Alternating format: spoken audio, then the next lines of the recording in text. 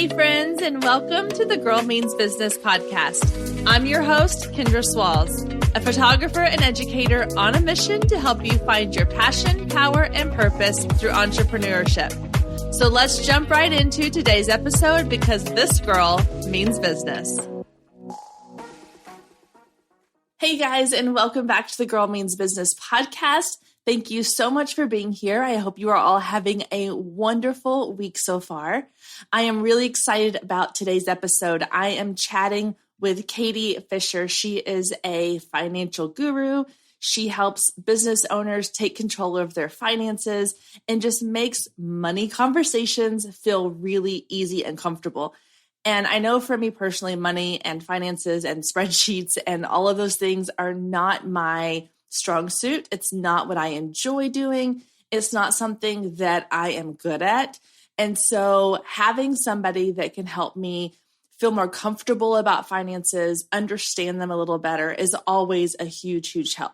And the beginning of the year is a really great time to get everything organized, figure out a plan for how you're going to handle your finances in your business in the next year so that you don't find yourself coming up in the middle of the year or the end of the year having not been organized, not been on top of things, and then you have a ton of work to do to get ready for the end of the year and tax season and all those things.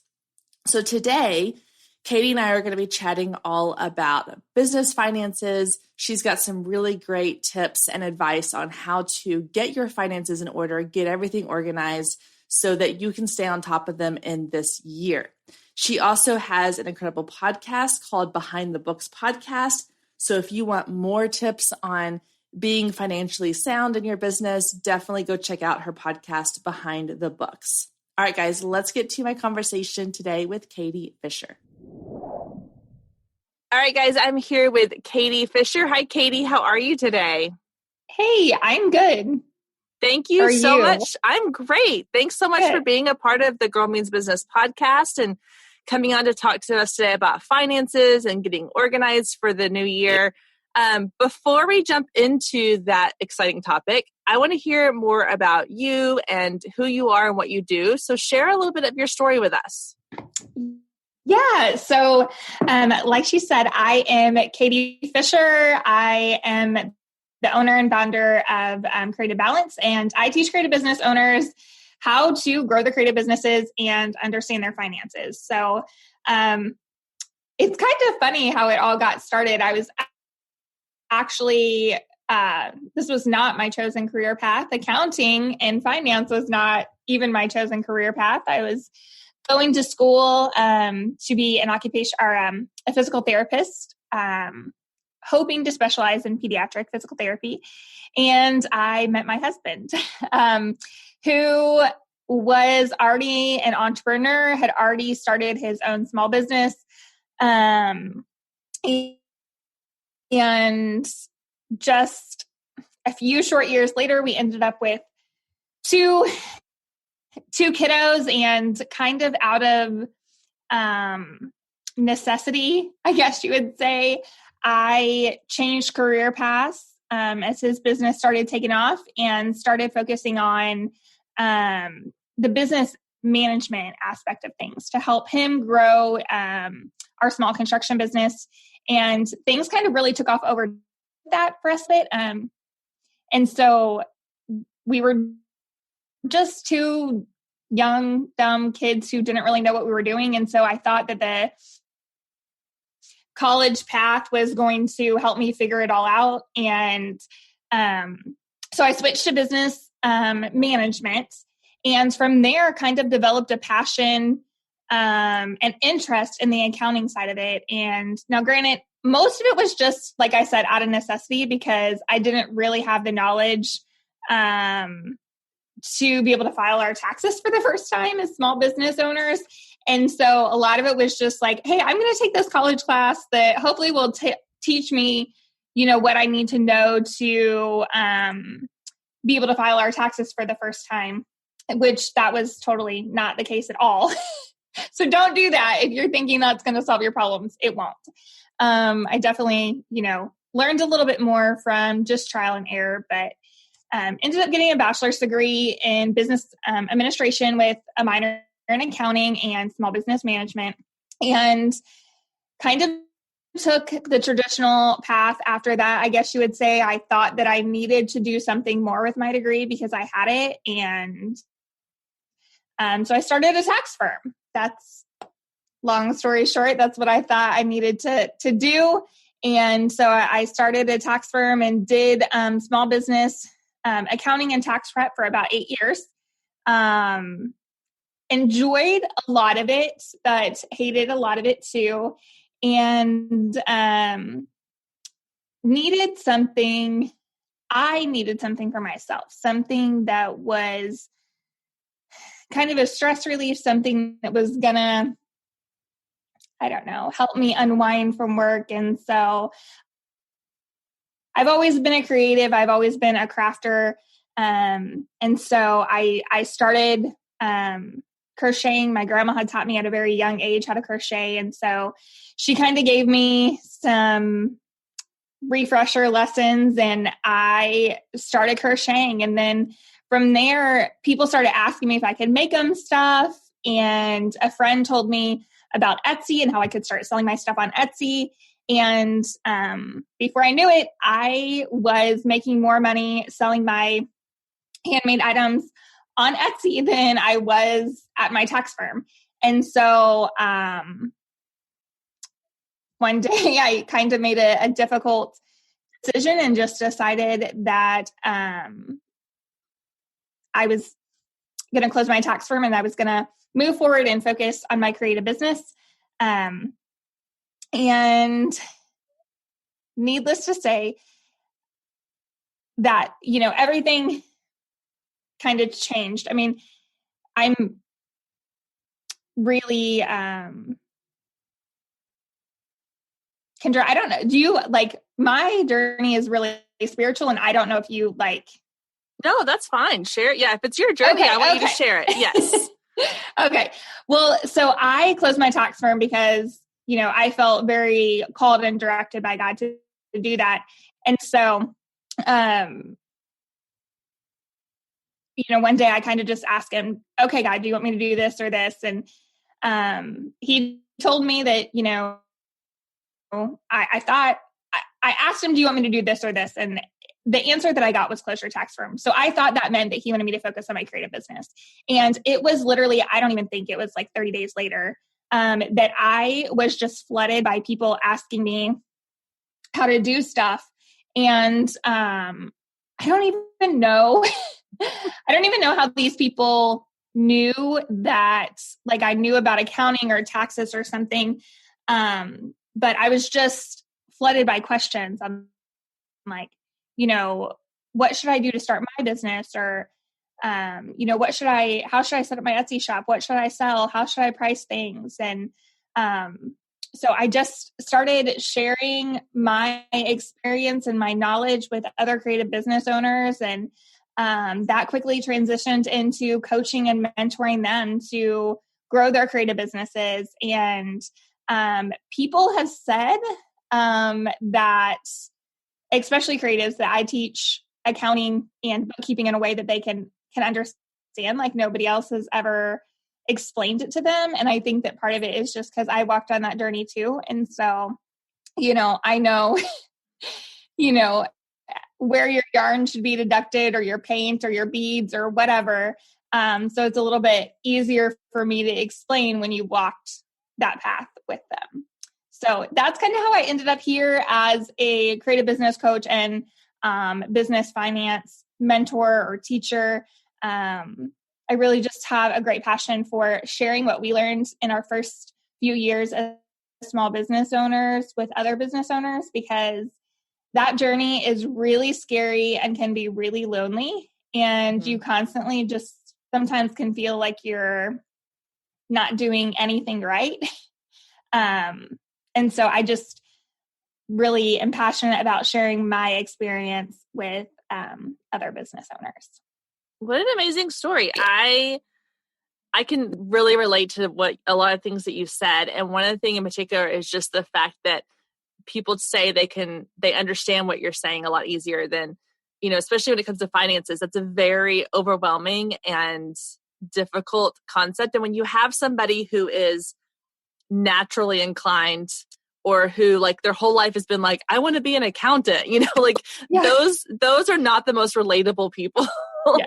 And so I think it helps when you have someone, like you, who that wasn't your original plan, but it kind of fell in your lap and you pursued it because you realized you enjoyed it. And that's very similar to my journey as well. As my original plan was to go into education and be a curriculum coordinator and a teacher my whole life. And then everything kind of went a different direction. And not to say that education is not important, like higher education, but I definitely think that there's something to be said for sort of following these little winding paths that kind of go off on little directions, and being open to trying something new and different and seeing if it's something that you enjoy, because you never know where it's going to lead you.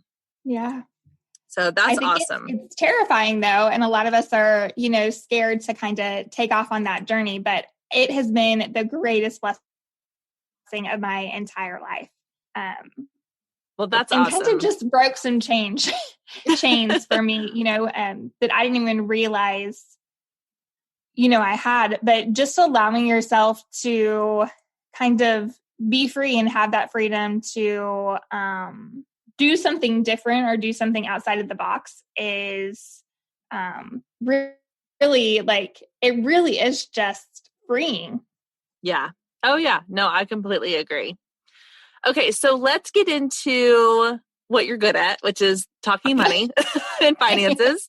Sounds good. And I love, that you said, like I said, you're able to kind of break it down in a way that makes sense, because I think that for anyone who is new to business, especially I feel like creatives, and you probably understand this, but creatives tend to be more focused on creating than actually the business side of things. Yes. I come from the photography world where it's like everybody just wants to create really beautiful photos, but nobody thinks about what has to go into it. Or not they don't think about it, but it doesn't come as naturally to them to create a spreadsheet as it does to create a really great styled photo shoot. So I want to kind of break it down for people. And I think what'll work best for this podcast episode is maybe let's start with like the very beginning. So for someone who is maybe brand new to business or hasn't even started their business, but they're thinking about it, they have an idea, but they want to make sure they kind of get started on the right foot and they get things going correctly from the beginning, where should they start with their finances? So this is kind of a tricky question because it starts with your state, and there's really no generic answer because everybody's state is so different. But my biggest advice for you is to go to your state's website. Typically, most of the time you're going to find the information that you need on the Secretary of State's website. Some states require you to register a fictitious name. Some of them will require you to apply for a sales tax ID, even if you're not collecting sales tax. It's just their way of identifying you and making sure that you're paying taxes. So depending on what you're selling, you're going to have a little bit of difference in what you need to do. But whether you're selling in person or whether you're selling in the online space, you still have to be in compliance, with federal and state regulations and laws. And so it's important to make sure first that you're following your state regulations. Federal regulations there's really not a whole lot of federal regulations. The IRS kind of says, hey, here's all the information, you figure it out from here. So they're not super helpful there, but yeah. Depending, they're like, hey, this is what you need to do, but we're not, going to tell you how to do all these things. So it's a little confusing, but typically your state is going to have more requirements than you are federally. So you need to check with check with your state website. Typically I'll just Google starting a small business in whatever state you're in. And see what the state requirements are. And typically, like I said, they are register your fictitious name. Some states call it a DBA. And then if you're selling a physical product, you're more than likely going to be required to register for a sales tax ID. What about those of us that are selling like digital products? This is a question I hear a lot from, people who are like photographers who sell digital images or course creators, content creators. Where does that fall as far as if you are only selling digital products? Stay with us. We'll be right back. If you've been listening to the Girl Means Business podcast for any amount of time, then you know my love of email marketing runs deep. Not only is it a great way to generate new leads, but it's one of the most effective methods for nurturing warm leads and turning them into sales. Now, over the years, I've tested several email platforms, and my favorite by far is Flowdesk. Not only do they make email marketing simple and easy, even for the technically challenged, but they have everything you need to create stunning emails, capture leads, make sales, and automate the entire process, giving you time back in your busy day. And the cherry on top is you're only charged one flat fee no matter how many subscribers you have. So while other platforms will increase your price when you go over your pricing tier limit, Flowdesk has no price increases or hidden fees. If you're ready to give Flowdesk a try, click the link below in the show notes to save 50% off your first year. Let Flowdesk help you design emails people will love. Click the link below and check it out. I have a feeling you're going to love it just as much as I do.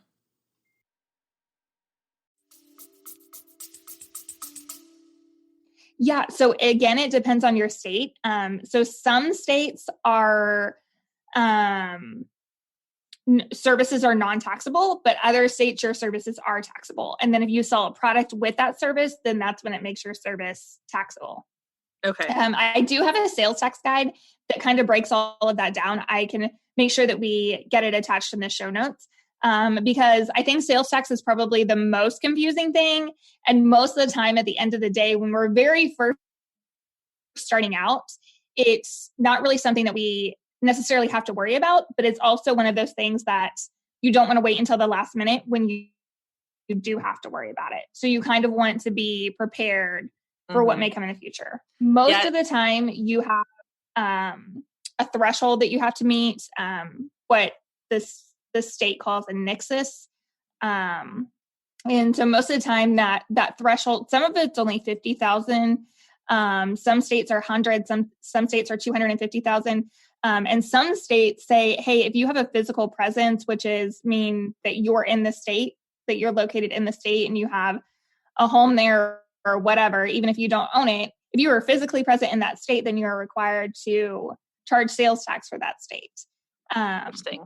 So typically for photographers and things like that, they wouldn't be required to charge sales tax on their services. However, they would be required to charge sales tax on the products that they are selling. Okay, so let me pause right there and ask this question because I have a Facebook group that I manage for photographers in my area. And this question literally was posted an hour before we got on this phone call. And someone had asked, it was a newer photographer, and she said, I have a client that is sort of bucking on or kind of coming back at me about the fact that I'm charging sales tax because she says that none of her other photographers have ever charged sales tax. And this particular photographer, she offers kind of an all-inclusive package. So like there is no, this is the session fee that pays for the actual time that we do the session. And then you pay this for the photos. It's all kind of in one lump payment. I have always assumed that in my opinion, it's better to charge sales tax than to not, just to be safe. But what is the actual answer to that question? So technically you're supposed to separate them. Okay. So you would separate, this is the amount of the service, this is the amount of the prints, and then you would only charge them sales tax on the prints. But even if they're just digital? If they're digital, then you would, depending on their state. So do you know what state then? It's Texas. Okay. Yep. So yeah, in Texas, they would not be required to charge sales tax on their prints. Interesting. Okay. Because I think I would have to look it up again, but I just looked this up the other day, and I think that there's only like 4 states that actually require you to collect sales tax on services. Okay. I'm in Missouri, and they tried to pass it a couple of years ago, and of course it didn't get voted in. But I would tell the person to, make sure that she's checking her state regulations on that, because more than likely she is not required to, charge sales tax. Okay. Well, that's good to know. Thank you. I appreciate that. Yeah, no problem. And if she has any questions, you can give her my information, and I'm happy to send her the sales tax guide as well. Just so, I just hate for somebody to lose a sale or, once you collect that sales tax, you have to remit it. You can't just hold on to it. And so then you're taking, somebody's money and you're remitting sales tax when you necessarily don't need to be. Gotcha. So, okay. Good to know. Okay. So aside from that, let's talk about the sort of the financial part of, the personal financial part for the business owner. So you're setting up a business. Let's say, I know a lot of people start off as either a sole proprietor before they go into an LLC, if they're just sort of as a hobbyist to begin with. So I know, like, if you establish an LLC, you got to have your separate, everything has to be separated. But let's say for somebody who is opening an Etsy shop, or who is just kind of creating a side business to make a little extra money for family vacations or for Christmas or whatever. So how should they set up their banking accounts? Yeah. So that's where I was going to go next. So we got our estate taken care of, we registered our name, which is something typically, again, you're going to have to do in order to start a bank account. So I'm glad that you brought that up. So that's our next thing. So we're going to register our name, whether that's, registering as an LLC, a sole proprietor, an S Corp, a C Corp, which most of the time you're probably just going to register as a sole proprietor or LLC, depending on what kind of business you have and what kind of liability you have. Most of the time, people always think that they need to register as an LLC, and that makes them a legit business, when technically it's not really the case. An LLC and a sole prop are pretty much the same thing. As far as tax-wise, the only difference is an LLC, if used correctly, protects your personal assets. But again, it has to be used correctly. That's a whole nother topic. But a sole prop and an LLC, a sole proprietor and an LLC are pretty much the exact same thing. And, like I said, photographers and things like that, creative business owners, most of the time can just register as a sole proprietor, and that's sufficient.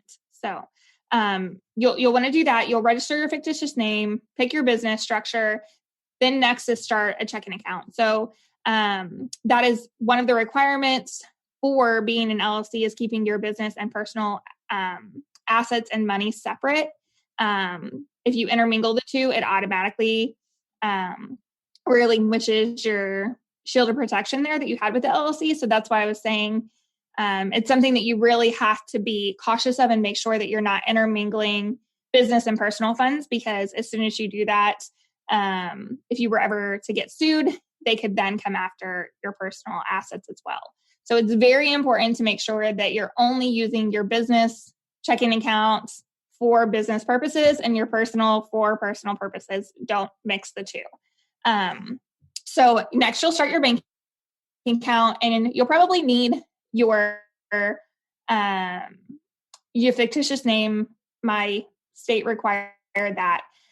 Some banks require that you have an EIN. It's free. Go to the IRS website and just click register for EIN, which is your employer identification number.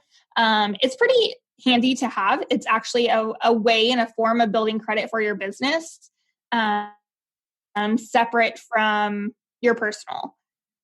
So your EIN number is it's almost like a social security number just for your business. Some banks require that in order to have a business checking account. However, you are not required to have it by the IRS unless you have an employee. So that's just an extra little step that some banks would require and some don't. And the next thing from there is you're really going to want to talk to an insurance agent. Make sure that you have your business assets covered. Make sure that you have the correct liability insurance if needed. especially when you're working, with having people on your property, or working in person with people. It's really important to make sure, that insurance-wise you're protected.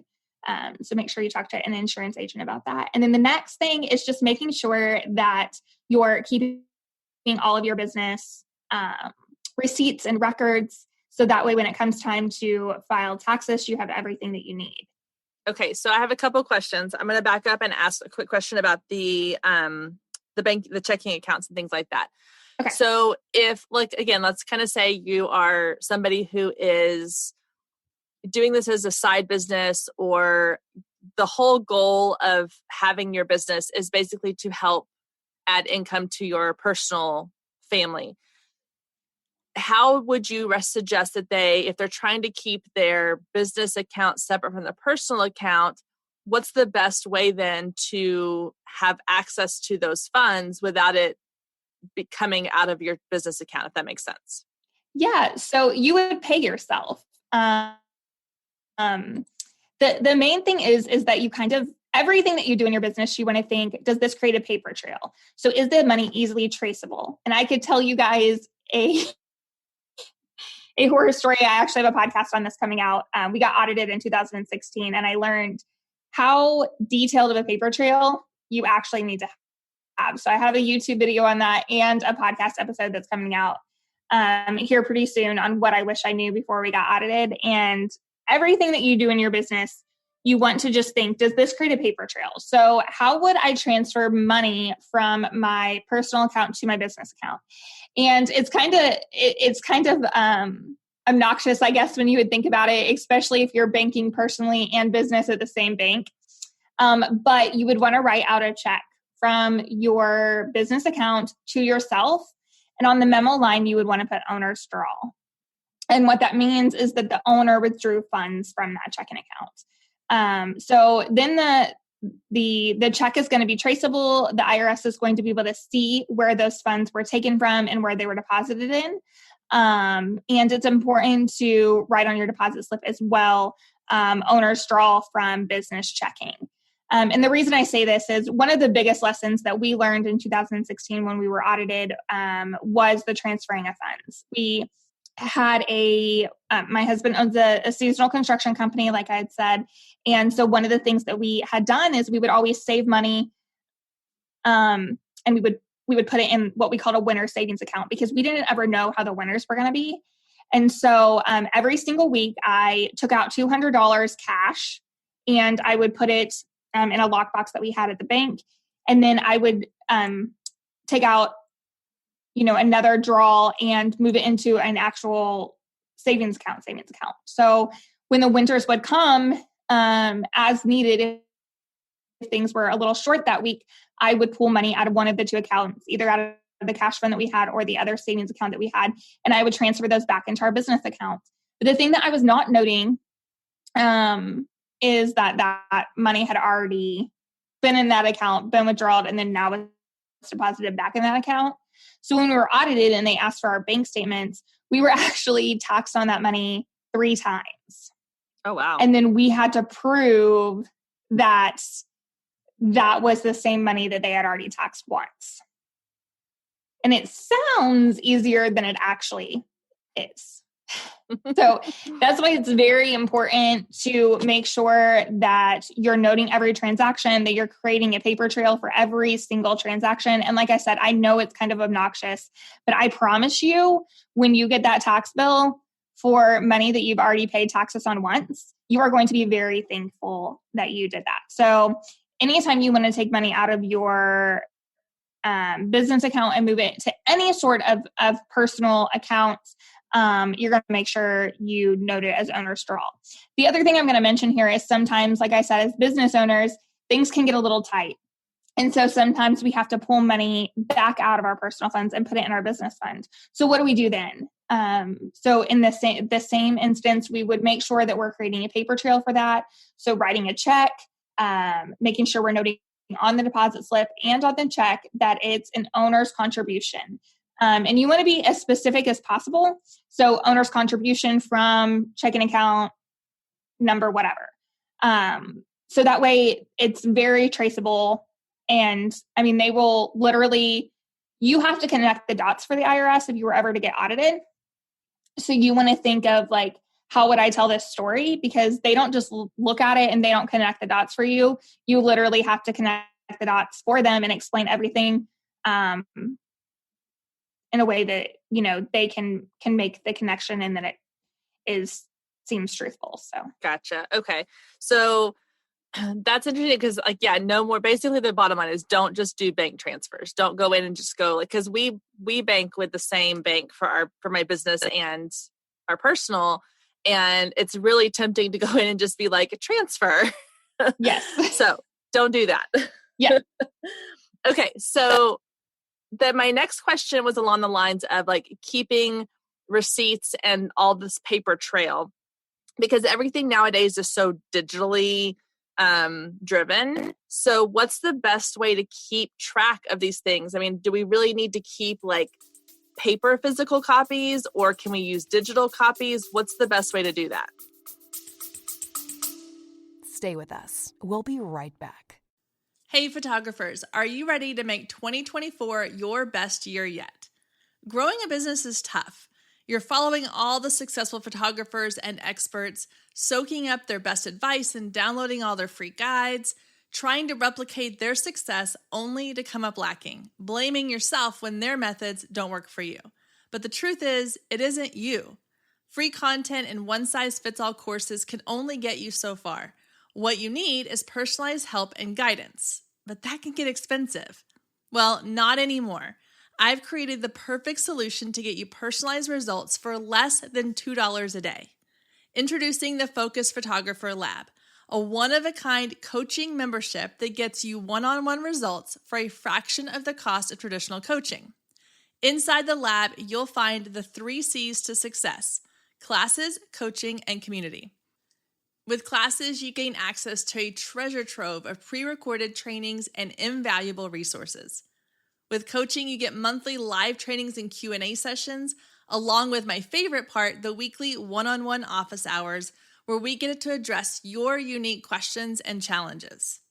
And then there's the community, where you get to connect with an amazing group of talented female photographers who share your passion, supporting each other and inspiring each other to greatness. The best part is it doesn't come with an expensive one-on-one coaching price tag. You get all of that for just $47 a month. You can even try it for free for 14 days to make sure it's a good fit for you. And there is no contract and no obligation. You can cancel at any time. So what are you waiting for? Head down to the show notes and click the link to learn more and get signed up today. And let's make 2024 our best year yet. Yeah.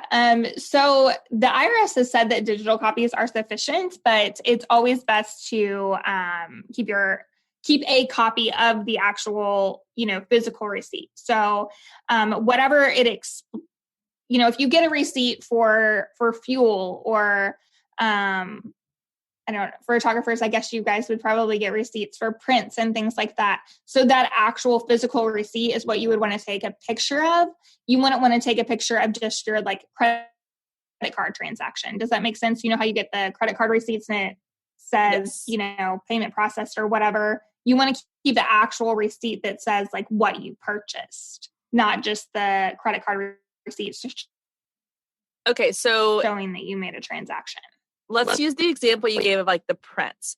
So for example, if I were to go in and order an album for a client, the company that I use for creating albums, I have a record in their system of everything that I have ordered from them. Do I need to like download those and save those, or can I just keep them kind of in their system, or do I need to have that on my own record as well?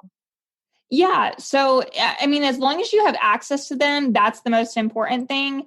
You don't necessarily need to, there's nothing saying that you have to download them every so many months or something like that. You just need to be able to have access to them because the IRS will require that you show burden of proof, which is what they consider receipts and things of that nature. So. Okay. So what you're saying is that basically if anything that comes out of your business account needs to be documented. So like you said, you mentioned the getting gas, like if you stop and fill up your car, if you meet a client for coffee somewhere, which I guess we're not doing anymore, but still, all of the little things that you may pay for using your card. Like I know for me, sometimes it'll be even things like office supplies. Like if I need stamps or if I need envelopes to put, to mail something in, or if I go to the post office, I use, like today I went and mailed a client their album and I saved that receipt and things like that. So anything like that needs to be saved, correct? Correct. Okay. Yes. And for me, I mainly teach creative business owners. So one thing that we ran into when we were getting audited that I kind of learned from is Hobby Lobby receipts don't actually say what you purchased on them. And so they actually threw out almost $7,000 worth of Hobby Lobby receipts because they said home decor. And so they did not consider that a business expense. But what they didn't realize is that I was creating with that home decor. So I see. Okay. yes. Yeah.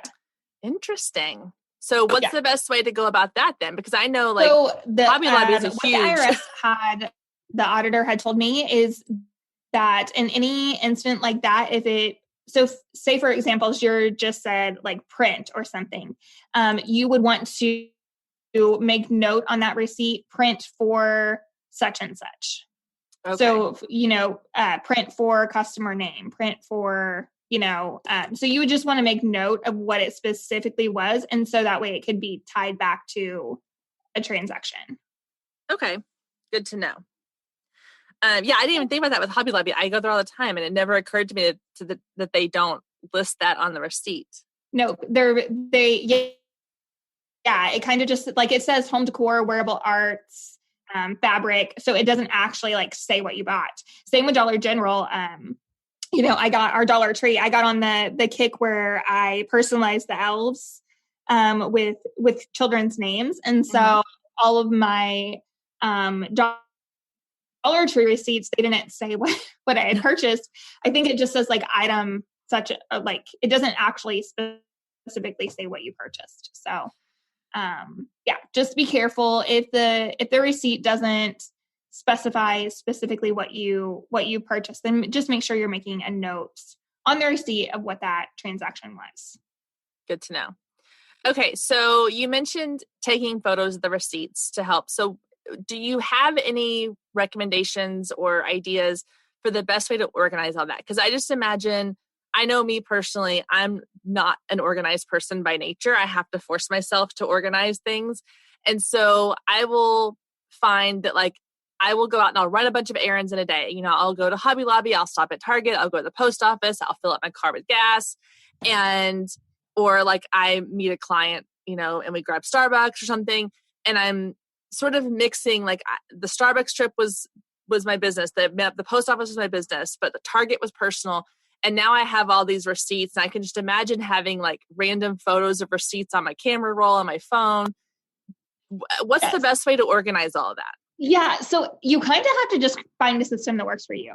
Personally, for me, it does not work for me to take pictures of my receipts. But I know other people that's they've disciplined themselves enough where they can do that. So my method is very unique, I guess you would say. And I just shove all the receipts in my purse until, once. So I've gotten the habit of doing it every Friday. I will literally just shove all the receipts all week in my purse until Friday. And on Fridays, I clean out my purse and I clean my car. And I have a space in my office where I have a little box almost, I guess you would say. And I put the receipts in there. So same with bills. This is kind of the system that I've created. So like I said, every Friday is, I know that I'm going to clean out my car, I'm going to clean out my purse, and I'm going to pay bills.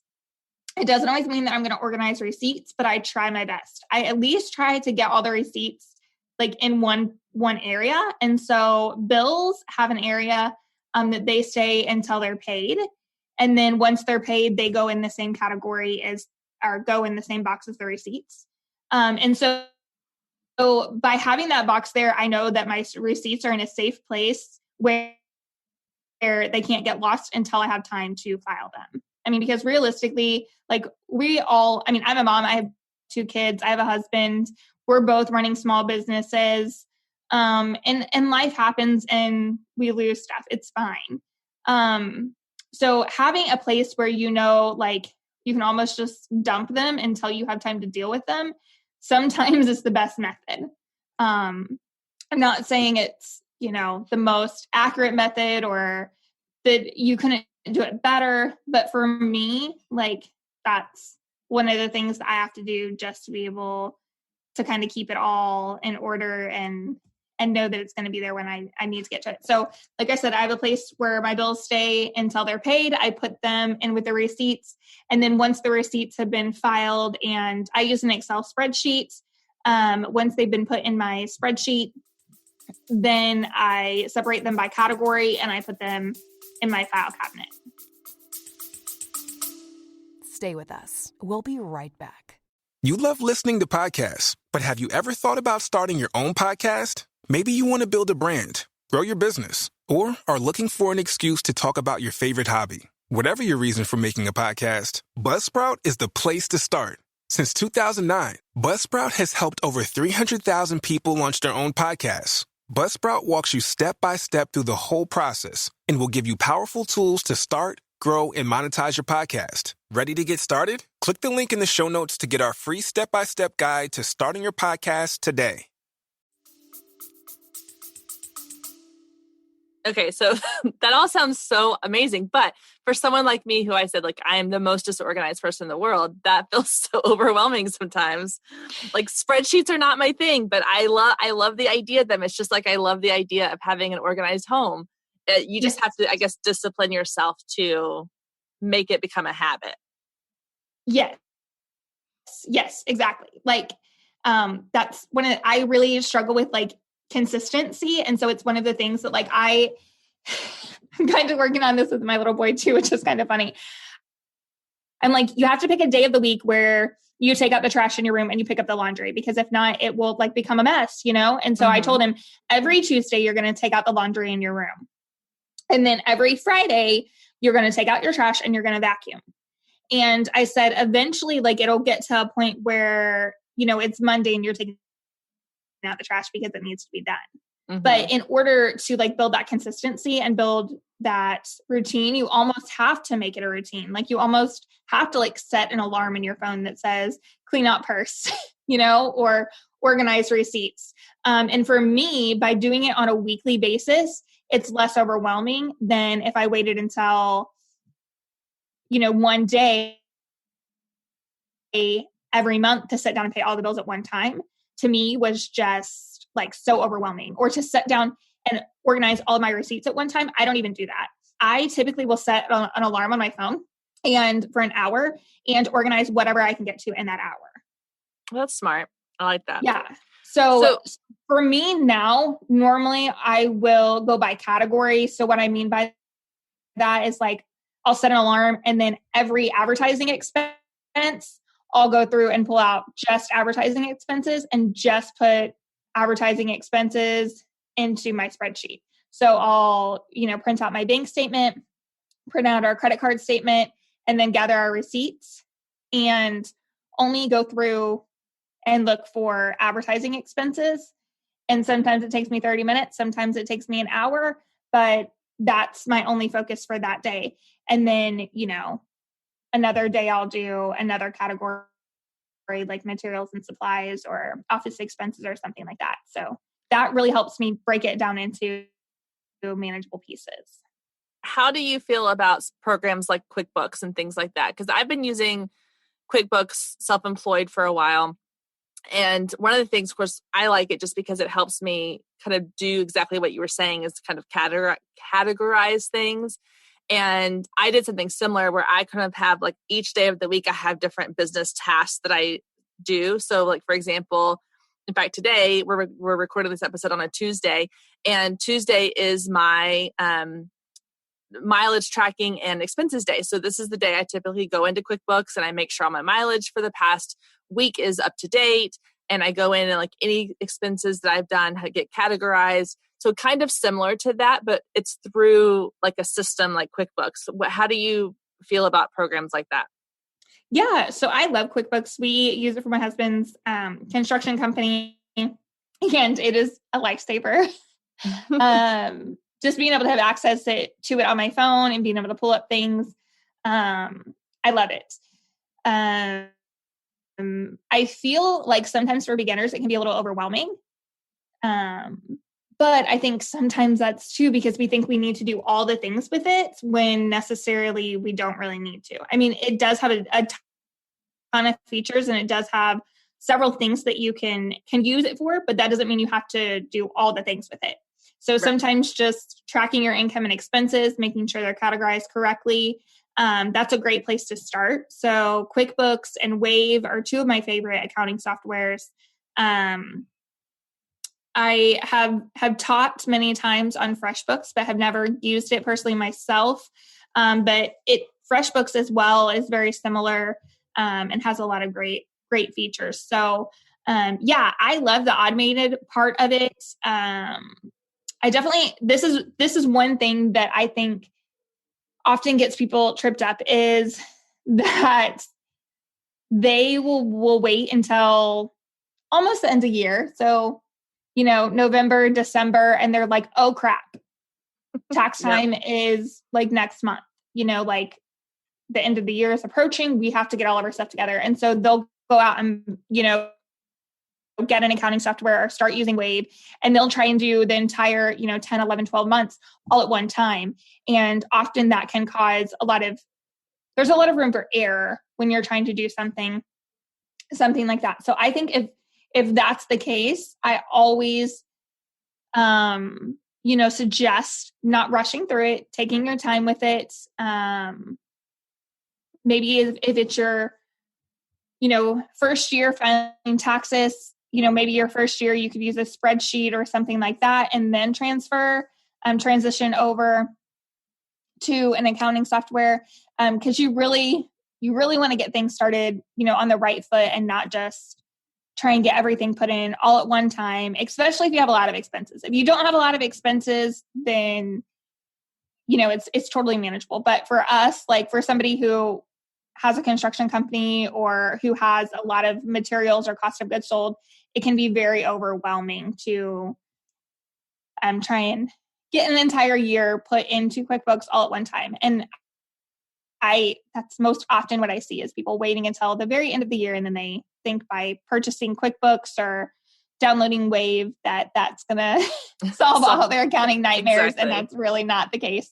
Well, and I made that mistake one year. I did. I was using QuickBooks, but I was not categorizing as I went. And so I had to go in and I was not tracking my mileage. And for somebody, like as a photographer, I travel all over the place. And so I'm constantly traveling to photo shoots or to client meetings or weddings or whatever.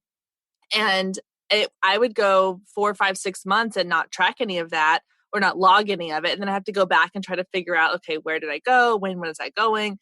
And I remember there was one year that it was like December, and I spent almost an entire week at the kitchen table on my laptop trying to organize and go through all of our expenses or all of my expenses for the business, all of my mileage. And it was so terrible. I swore I would never do that again. And that's when I started doing like either weekly or I think back then I started off even just doing like monthly. Like I had on this day of every month, I'm going to sit down and I'm going to do this for the past month. And now I do it kind of as I go. It's becoming more and more a habit. And the nice thing is, like I said, with the QuickBooks app, I can just do it on my phone. So it tracks my mileage for me as I'm driving somewhere. And once I get home from a photo shoot, I just go and I mark it as where I went and what it was for. And then it does it for me. And it's awesome. But it definitely, that year of doing it all at one time was enough to scare me into never doing it again. Exactly. There you go. Yeah. Sometimes we have to learn from our mistakes, unfortunately, to be able to know, how to make it better or what we need to change. So yeah, Absolutely. Well, okay. So I think we're going to maybe hold off on anything else because I feel like we've gone over a lot right now. And I agree. We have, you and I talked about having you come back on later in the spring and talk a little more about the tax side of things and how to prepare for taxes and all of that. And we can dive deeper into all of those things. But do you have any other like last minute tips or anything else you want to make sure you get in before we kind of wrap up on this episode? Yeah, I would say probably just, it's better to keep everything in a shoebox than not keep anything at all. And so by the grace of God, there are wonderful accountants out there who, are happy to help you, figure it out and sort through things. And so, just don't be embarrassed or ashamed of going to an accountant for the first year or the second year or the third year with your stuff not all in order, because they're a lot more patient and a lot more understanding than you may think that we are. And so I hear all the time, I'm sorry it's not perfect. I'm sorry it's not organized. But as an accountant, I am so thankful that, my people just kept their stuff, even if it was in a shoebox, than, not keeping anything at all. Because that makes our job very, very difficult. And often, makes it hard for us to reduce your tax liability because we have nothing to go off of. So it's best to keep things, even if you don't keep it super organized, than to not keep anything at all. Well, and I'll piggyback off that and I'll add that if you're going to an accountant who makes you feel bad for not having it organized, you might want to choose a different accountant. Yes. Because that's true. Money is stressful enough as it is that you don't need somebody making you feel like you're not doing it well. So if you're going to somebody who is making you feel guilty that you don't have it in a color-coded spreadsheet, then you might want to look into finding a different accountant. That's just my 2 cents. I agree. Yes. Awesome. Well, oh my God, this has been amazing. So many amazing tips and information in this. Thank you so much. So tell people where they can find you, how they can follow you. I know you have a podcast as well. So share that. And of course, I'll link to everything down below in the show notes. Yeah. So my podcast is called Behind the Books. And, we share helpful business tips to help creative business owners and small business owners move towards profit and impact. And every single week, I kind of make all my other small business owners share their tips and tricks on handling their bookkeeping and share their funny stories about, what they've learned along the way. So it's Behind the Books. Go check it out. And most of the time I hang out on Facebook at Creative Balance /Katie Fisher. And my website is kdcreativebalance.com. Awesome. Well, Kate, thank you so much. This has been so amazing. And I cannot wait to have you back on later and talk a little more about taxes and dive deeper into this topic, because I know it's one that a lot of people that they have questions about and they want to know about. And it's kind of a intimidating topic. So I think this will make it a lot easier. And what I'll do for the next episode is I'll have people maybe send in their questions. So that'll help too. So we'll have some listener questions. So listeners, get your finance and tax questions ready, because we'll have Katie back on in a couple of months to answer all of those questions for you. I can't wait. Awesome. Well, thank you so much. Thank you. Thank you so much to Katie for giving us all that incredible wisdom and advice on getting our business finances organized and in order. Go ahead and make sure you're following her on all the social media platforms. Tune into her Behind the Books podcast. I know she's got a lot more great tips. We are going to have her back on soon to talk about tax season and how to prepare and get everything in order for your taxes. So keep an eye out for that future episode coming up. Before we wrap up today's episode, I want to let you know about a new social platform I have been obsessed with for the last week, and that's Clubhouse.